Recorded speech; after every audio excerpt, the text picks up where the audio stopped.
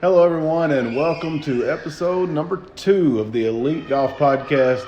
I'm Jesse Coffman, head golf professional here at the golf club at Champion Circle. Of course, I got Matt Christian from Elite Golf Performance.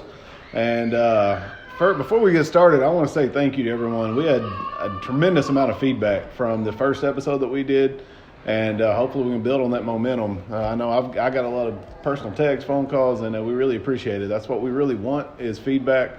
We want you guys to be involved so we can really make this a lot more interactive. And I know I was very happy with it. Yeah, same here. We had a lot of old customers, current customers, and then it looks like a lot of new customers now. It fired me up to open up a lot of new videos. I have in my bank, as far as the video bank, I call it, on YouTube, probably another 100, 200 videos that are just sitting there that are unlisted.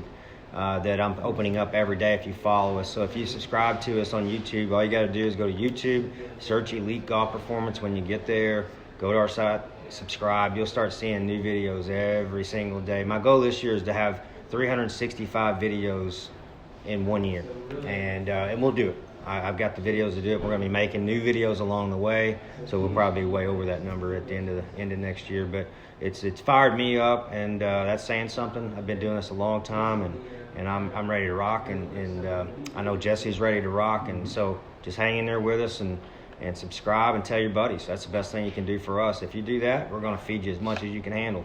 You know? Yeah, and we have so many new things coming up, things that we're working on that making videos and having content's not going to be an issue at all. So really looking forward to the next year and beyond.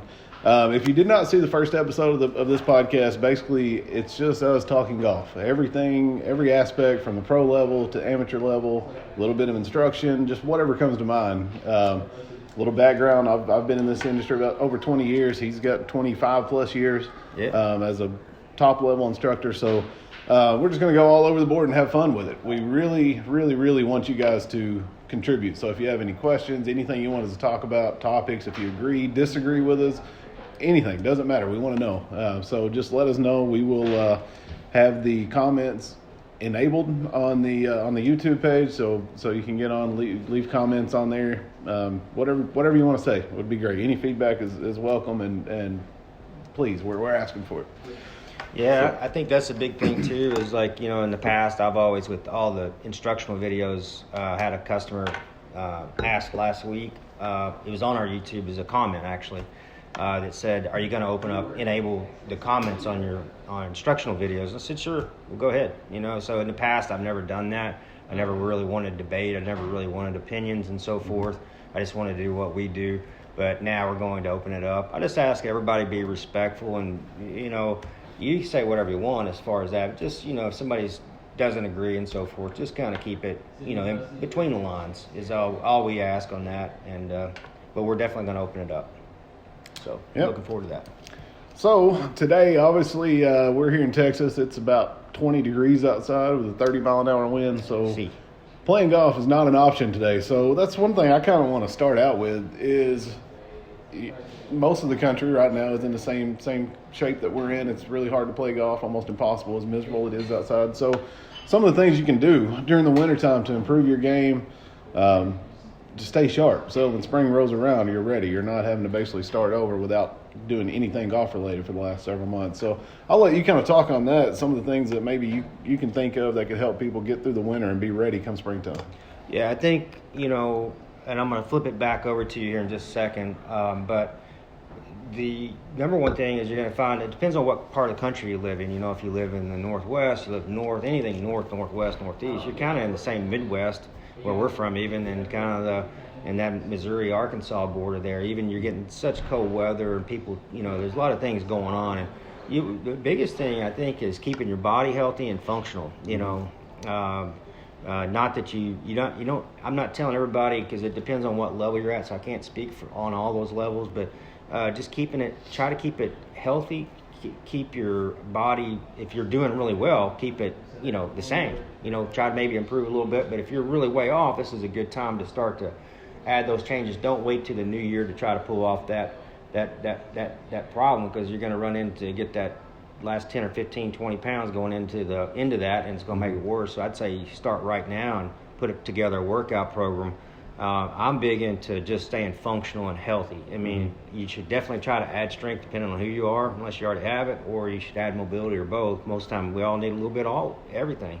And with that, I'm going to flip it back to Jesse, because that's his wheelhouse, and his background is, he's got a tremendous background of not only as somebody as its coach that's in fitness and has done bodybuilding and all kinds of things. He also understands golf fitness and so forth, but he would be the one that would be, that I think should talk about it a little bit more than me. Yeah, I think, as Matt said, this is a perfect time to really focus on the physical part of your game, getting your body ready, and it's going to translate into your mind. If you feel good about the way you're playing physically, then mentally you're going to have more confidence, and you're just going to be a lot less prone to injury, a lot of benefits in a million different ways. So I would say the best piece of advice I could give you is don't just jump online and find a workout plan and follow that without knowing. I mean, you need to know exactly what your goals are, where your starting point, where you want to be, whether you're looking for strength, whether you're looking for mobility, for flexibility.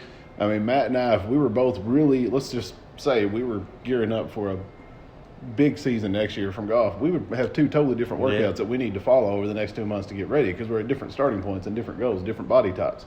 So I think really educate yourself. Don't just jump into a gym and do something because you see somebody else doing it. Understand what the purpose of that exercise, of that program is. If you have the capability or the resources to work with a professional, I would recommend doing that, at least getting started, so they can get you on a program. As you get into that program, you'll start to kind of understand, just like golf, when you first start playing golf, you can work with someone and they're going to tell you how to swing the club, but you don't really know what they're saying. You're just doing what they say. But as you get into it, you start to understand what the little tweaks and adjustments that they're making, what that's going to do, what the results are. So same way with working out. As you get into those programs, the farther you get into it, the more you're going to understand and be able to apply your own knowledge to make it more functional and more successful for you. So, but definitely, it's November 1st of November right now. I would say golf typically in most of the country kicks off in March. So that gives you 4.5 months to really get yourself ready for golf season. And the amount of time that you normally spend during the summer playing golf, use that time to devote a little bit of that time into your fitness right now, into your routine. You don't really necessarily need a gym. It is convenient if you have a gym that you can go to, just because the equipment, obviously everything you need is right there. But there's a lot of things you can do at home, whether it's body weight, stretching, some little pieces of equipment that you can pick up very inexpensively that'll be very effective. So just research, try to educate yourself as much as possible, and then just be consistent. That's the key. More than likely, the things you need to work on the most are going to be the things that are the least fun. Yeah. I know you said I bodybuilded. Obviously, it's been a while, but the things that I love to do that were fun for me were the things I really didn't need to focus on, because that was already my strong points. The things I hated doing that were not fun, that were the hardest, that was where I needed to focus, because obviously that was a weakness. Same way with any program. Not bodybuilding is an extreme example. It's the same way with anything. Like for me right now, flexibility is a key thing that I'm focusing on. I hate stretching. I hate it. I'm not flexible. I don't enjoy it, but I know the reason I don't enjoy it is because I'm terrible at it. So that's obviously an area I need to work on. So that's what I'm focusing on. But really just customizing your plan to be specific for your needs, not just a generic plan that everybody will follow, because you don't know what you're trying to do if you do. If you just jump on a plan just because you read it online, it may not be at all what you need to do. So get specific and get with a professional if you can. Yeah, and in my opinion on the same thing, it's like we actually talk about it quite a bit, about his body type and my body type. I'm the one that I've got a tremendous amount of flexibility, so my favorite thing to do is to go and stretch in the gym because I'm really good at it. But then the things I don't like is I'm really what they call hypermobile in a lot of different areas because of martial arts when I was a little kid and things, and it helped my hips and things like that, my thoracic. But then I also have problems with connection so what I mean by when you get too much mobility and you lose your strength in your legs and your core and some of those areas, which I do. If I'm not training, I'll start losing them, and I'll start looking kind of like a giraffe trying to ride a bicycle. It looks a little weird, and that just is what it is, and it's what it feels like to me. But when I train and I'm starting to do the right lifts for me that are connection based from all body parts, and I get more what we call maybe more stiff, I do better. When he breaks up the fascia, which we call it, and he starts doing the stretching, he starts moving more, we start moving more alike, even though we don't look alike. I mean, swings don't look alike, any of that. But so really our training is different, but it's got to be based on what you need. Like my old mentor said, is you got to feed what you need. That's the key when you teach. Yeah, and be honest with yourself. It's easy to kind of even lie to yourself and pretend like you're better at one thing than what you really are. If you need to work on that, put the work in, and then be honest with yourself. But yeah, I think in the wintertime, that should be the number one thing. Now, obviously, you don't want to go 4 months without taking a golf swing. So you still want to work on that. It's an excellent time to practice your short game. The days that it's tolerable outside, you can go to a practice green and work on your short game. Most of the time that's not near as brutal than standing out on a wide open range and freezing with the wind and trying to play being in a cart. So it's a lot more feasible to practice your short game, and I think that's probably the area that you're going to see the biggest improvement in your score. If you take this winter and you knock off 4 or 5 shots around the green per round, you're going to see a tremendous difference. Trying to knock off 4 or 5 shots on a driving range in the winter when it's hard to move and hard to swing, you're probably not going to get that done.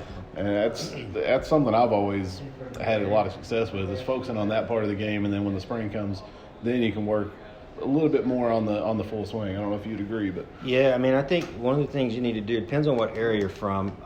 If you teach, if you're training somebody from Iowa or Nebraska, they'd laugh at you if we talked about like getting out in the cold and getting used to it. They'll come out in shorts when it's 30 degrees outside. So. In a t-shirt, it doesn't bother them at all. But then there's parts like it's almost like in between, kind of where we're from. There's that you kind of get a hot and a cold, and you don't really ever get used to either one of them. And so the cold's a little more brutal. I would tell people to get out in that cold, take the gloves off, start every day, do something different. Like maybe bundle up one day, that's fine, and go work on your short game. The next day, come out and take a little bit more off. Then maybe the next week, start working on going out there and taking it, going into like a golf, a regular summer shirt, and get out there and toughen up. Because if you're a competitive golfer, and that's who I'm talking to here. If you're just going out to play, I understand. But if you're a competitive golfer, you should really take that in consideration. Work on going back and forth and getting used to being in that cold, because you're going to start that season off and it's going to be cold, it's going to be windy. If you're a high school golfer, if you're a collegiate golfer, and when that season starts to turn in mid-February, you're going to play in the worst conditions you've played in all year. And if you're not conditioned there mentally and it's also physically, your body hadn't physically conditioned itself to handle that, be tough enough mentally, and also inside, you're going to come out and you're going to struggle. Your hands are going to be shaking. You're going to be like, your hands will be stiff, and certainly if you hadn't practiced. So it's very. I think working your short game is the biggest thing you can do as far as your golf swing. If you are, now I will say one last thing, and we'll maybe hopefully change topics, but I mean, we could go on this all day. Not that I don't like it. It's just that, but one other thing, if you are somebody, say if you're a 90s player or a 100 shooter, something like that, or your kid or whatever, and you need a big leap, you're way off your game, and you're really wanting to be good, then what you should do is really, the winter is where kids who come to me right in the middle of summer and start trying to compete with, and it's not that's fine if that's when you start, but really a lot of times they'll wait from the winter and say, I'll do it next year. The best time to do it, you want to change your swing, the best time if you want to make major swing changes and try to really get your game to progress is in the winter. And I can't tell you how many times I've seen players that come out and say, hey, I'm hitting the ball 10 yards further, and I said, well, that's going to be probably 30 yards further when the summer comes around. And so it's not even that in accuracy and so forth, but you can really work your swing because you don't have anything to lose. There's no really competitions or anything like that. So You're going to make swing changes, and that's a different topic.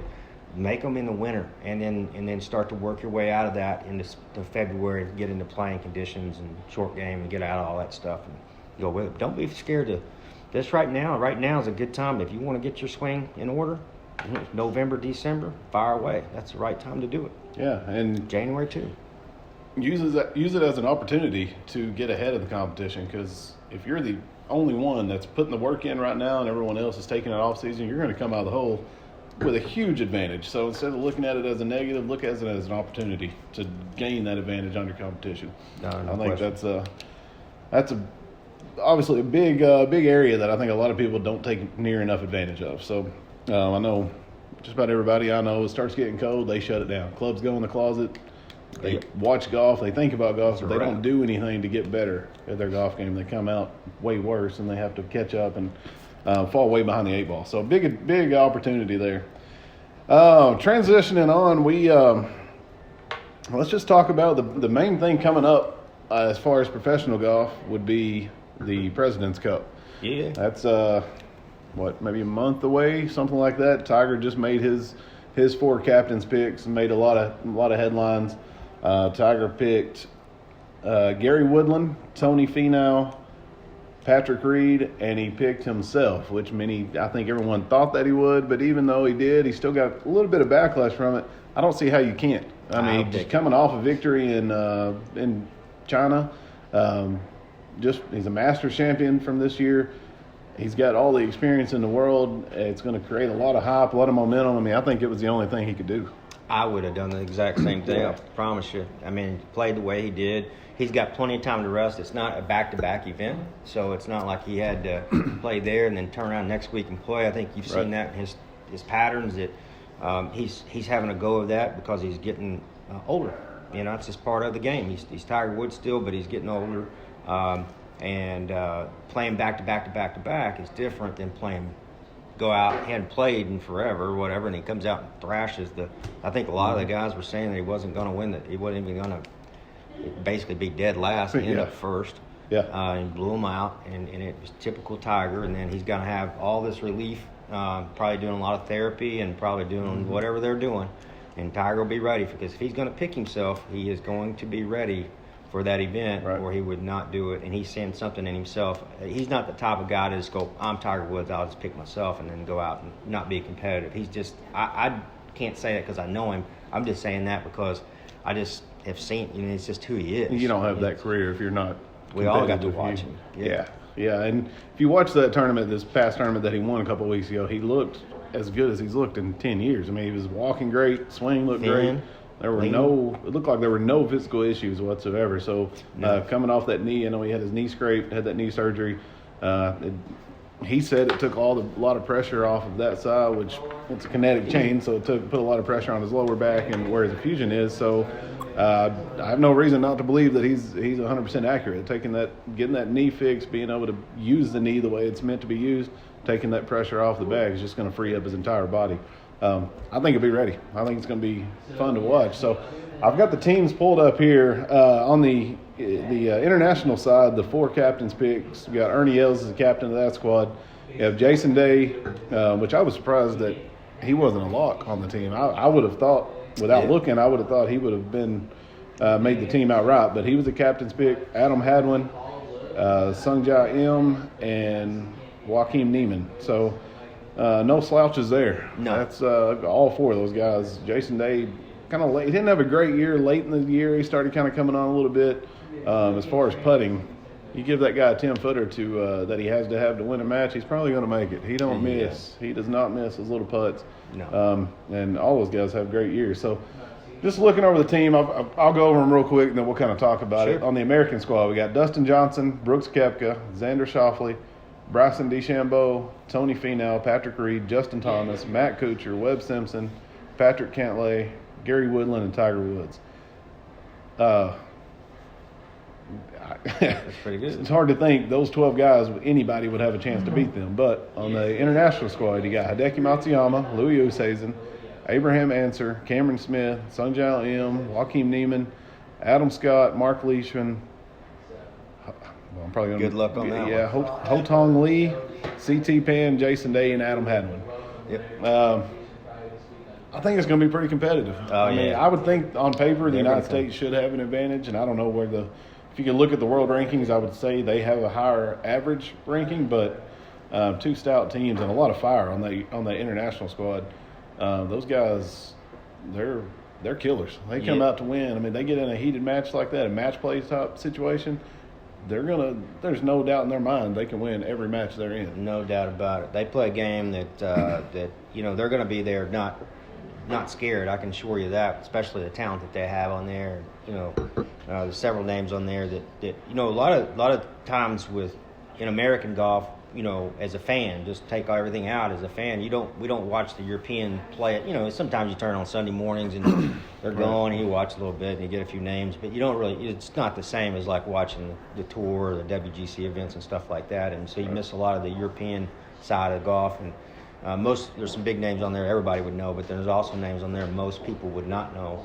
And I would just say that that they are super competitive, and they're not scared either. And it should be, I think, a very competitive environment and match. And I think that'd be great for both teams and all the players individually too. That's the great thing about these matches is, I know it's a team format. It's probably as close as you can get to a team format for golf. But when they come out of that, I've seen it make and break careers. Those it's not the Ryder Cup, but you're in the same ballpark. You're starting to get into that where they don't want to lose, either team. And if you can hold somebody off and have a really whatever match it is, you can have a breakthrough year. It can really change your whole year I would say the following year or whatever. It doesn't really matter. But it's just I think that I love these matches. They're very different, and I think players love them too, because it's not every week that they do this. Yeah, and almost like an Olympic type situation where you represent your country. It's a lot of pressure. I mean, normally you're trying to win for yourself, and that's it on the PGA Tour, the European Tour, wherever. And this deal, your entire country's relying on you, so a lot more pressure. And you were talking about competitiveness and how competitive these guys are. The other pick that was a little bit controversial that Tiger made was Patrick Reed, who I don't know where he was at in the standings, but I know he was probably not the next in line by points, but I believe he kind of jumped over Ricky Fowler to pick Patrick Reed.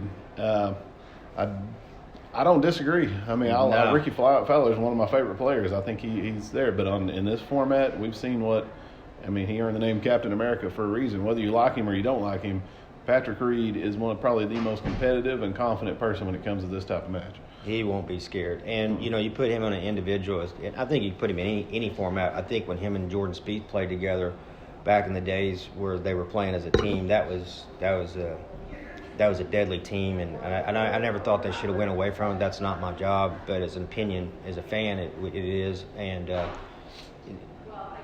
I think any format you put Patrick Reed in, he's going to make the other player play better, and vice versa. And I think Tiger put him in there for that reason. Like, you might need that 1 point at the end of the day, and if Patrick Reed is your guy playing, he might stack him up against the best player on that team, and then take him out. That could be it. I mean, that could be the whole thing. I would take Patrick Reed in any day of the week, especially in that format, all day long.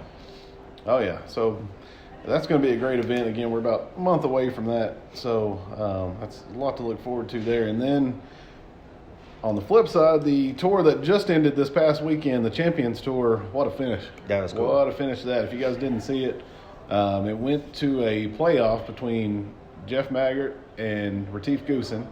They both missed short putts on the first playoff hole. Both made incredible birdies on the second playoff hole. And then on the third playoff hole, Retief Goosen hits it into a fairway bunker, hits it out of the fairway bunker to about probably 5 feet. Just an incredible shot.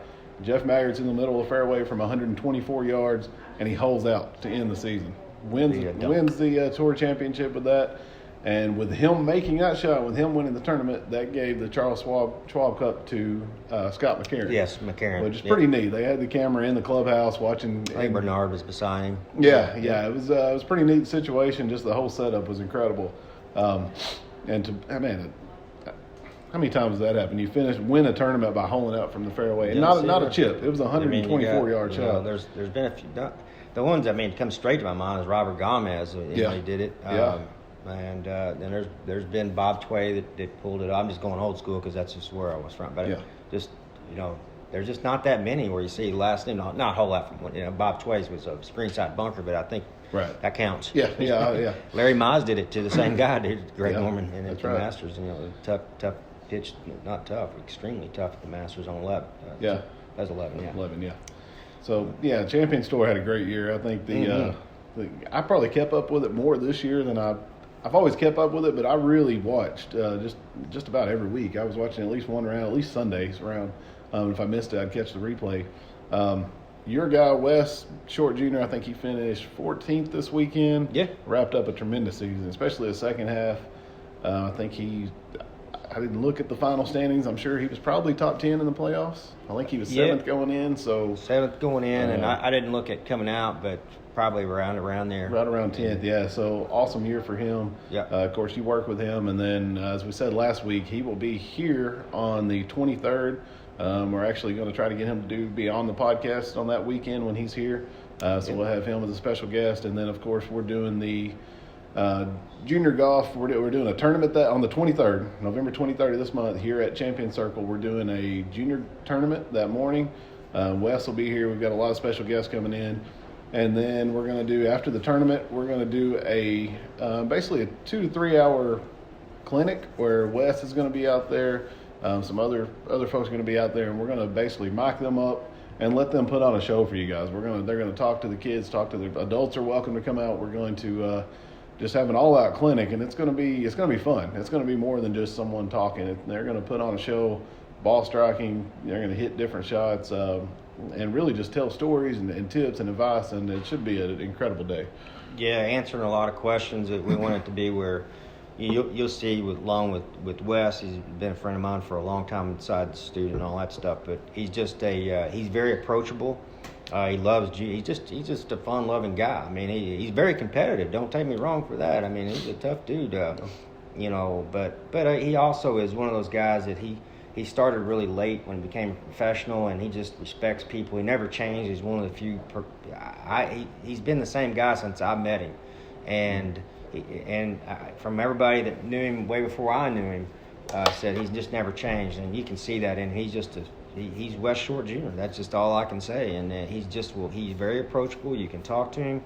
He likes you to. He'll answer any question if he knows it. He'll give you the answers and talk about his journey and how he did it. And with him, he's very popular within the locker room on the tour. A lot of the guys, if you ever watch them out there, they have a lot of fun.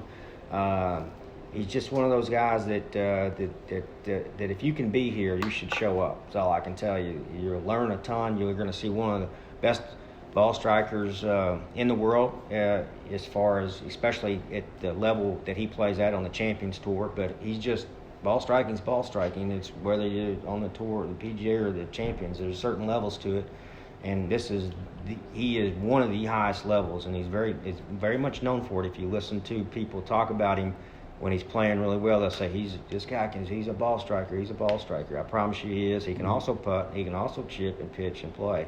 So I would just, if you can come out that day, I can't tell you how much it'll help your game and benefit you. And we're stoked. I've got another buddy coming in, Kelly O'Donnell. Kelly, he's been merchandiser of the year, twice in the last 10 years, something like that. And he was on the Golf Channel. I know at least twice, probably been more than that. But he's a really cool guy too, really humble. Really understands the game, knows a lot about teaching. He was a very good player. He's still a good player. But he's one of those that's going to be able to bring a wealth of knowledge. It's different than what Wes will bring, different than what I'll bring, different than what Jesse brings. And you combine all that, and you can learn so much and just and absorb all this in one session and really walk away a different level player and really be like, man, that was incredible. And now, when's the next time can we do this? So with that, I'll turn it back over. Yeah, no, I'm looking forward to that as much. I mean, obviously it's going to be great for the kids and for the folks that come out and enjoy it. I'm going to be a spectator that day, I promise. Once the tournament's over and they start that clinic, I'm going to get out of the way and I'm going to watch the show. I'm looking forward to it. I think it's going to be a lot of fun. If you're interested in that, give us a call. Just Golf Club at Champion Circle. You can get us online. You can respond to this video. If you want any information, we'll be sure to respond and get you what you need to know. But it's going to be November 23rd. The junior tournament will be that morning. We are accepting junior players of anywhere from 10 to 17 from anywhere. We're not just local. We've got kids coming in from different parts of the state of Texas, a couple from out of state. We've got several local juniors that are going to play. So it's open up to anybody. It's going to be a great experience whether you're a very advanced junior player or you're just getting started. We're going to have it separated. Everyone's going to have a good time. And more than anything, we're going to make it a learning experience where you can take away something from that day, not just play a tournament, look at the scoreboard and go home. We're going to make it more interactive, a little bit more more of an educational day, something to really help you get better as a tournament player. Yeah, we want the kids to be able to exchange numbers. This is all about kids interacting, and parents as well. It's not just a beginners, tournament, but we're going to have all levels of players. But we want one of the most intimidating things as a parent and as a child is to come out to an event and say, what do we do? How do we even get to the pro shop? They don't even know what a pro shop is sometimes with this, Right. And we wanted everybody to understand like that first experience, make it easy for them, lighthearted and so forth in their first round of golf and competition, or, it's just, we want people to help them get through the round, and so that when they get to stronger competition and events that are more regulated, then they're not as uncomfortable. We want this to be that, and then also there's going to be a tremendous amount of learning with techniques and philosophies and all these different things, but it's going to be an entire day of that, and it'll help parents get more connected with other parents who've been doing this a lot longer, which can help them, and it'll help kids get with that are new, get with other kids who've been doing a lot longer, connect with them, and see if they can start putting together rounds together as they go along, especially if they're local and so forth. So I'm really excited about it, and I'm fired up about it. It's going to be a great day. It is. It's going to be a lot of fun. Again, leave a comment or give us a call if you want more information, and we'll make sure to respond and get back with you and get you signed up. So looking forward to that. Again, November 23rd.